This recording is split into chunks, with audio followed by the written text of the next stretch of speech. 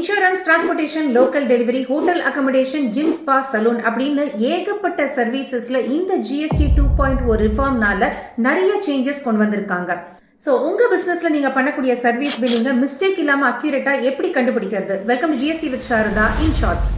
உங்கள் சர்வீஸ் டிஸ்கிரிப்ஷனை மட்டும் வச்சுட்டு டேரெக்டாக என்ன ரேட் அப்படின்னு வெரிஃபை பண்ணாமல் ஃபர்ஸ்ட் ஆஃப் ஆல் அதுக்கான எஸ்ஏசி அதாவது சர்வீஸ் அக்கௌண்டிங் கோட் என்ன அப்படின்றத ஃபைனலைஸ் பண்ணுங்கள்.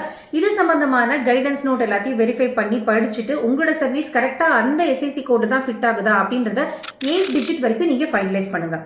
ஸோ சில சர்வீசஸ்க்கு இந்த எஸ்ஏசி ரொம்ப ஸ்ட்ரெயிட் ஃபார்வர்டாக இருக்கலாம், பட் காம்ப்ளிகேட்டடாக இருக்கும்போது ensure you take a proper tax opinion.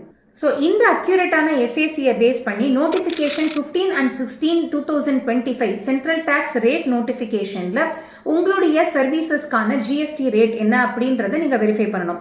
So remember, இந்த ரெண்டு ரேட் நோட்டிஃபிகேஷனையும் சேர்த்து தான் நீங்கள் பார்க்கணும். ஏன்னா 16 is for exempted services and 15 is for taxable services. And ரொம்ப ரொம்ப முக்கியமான விஷயம், உங்களோட சர்வீசஸ் எக்ஸம்டடாக இருந்ததுன்னா உங்களுக்கு கண்டிப்பாக இன்புட் டேக்ஸ் கிரெடிட் பெனிஃபிட் கிடையாது. But on the other hand, suppose உங்களோட சர்வீசஸ் டாக்ஸபிளாக இருந்தாலுமே கூட நீங்க கேர்ஃபுல்லா செக் பண்ண வேண்டியது காலம் number 5.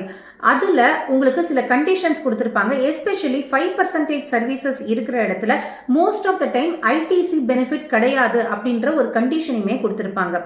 And one more important aspect is, சில சர்வீசஸ் லைக் ஜிடிஎல்லாம் நீங்கள் பார்த்தீங்கன்னா 5% வித்தவுட் ஐடிசி, 18% வித் ஐடிசி அப்படின்ற மாதிரியான ஆப்ஷனல் ரேட் ஸ்ட்ரக்சர் கொடுத்துருப்பாங்க.